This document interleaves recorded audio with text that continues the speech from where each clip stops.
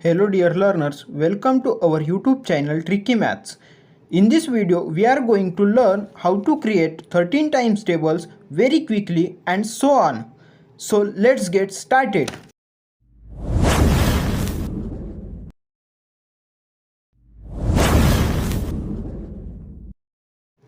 Dear learners, one of the side you see the 13 times tables and that is already in your books.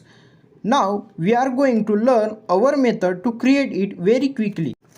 First of all, write 3 times tables as shown in figure. I hope you know it. Now in front of 3 write 1 and add same digit, that is 1, and write 2 as a next number. Again add 1 in previous digits and write next number as a 3.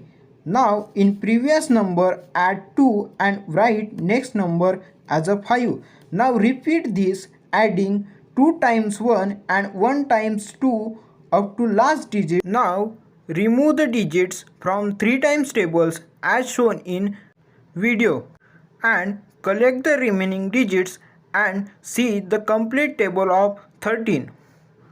I hope you understand it, and now you try for 23. Thank you for watching my videos.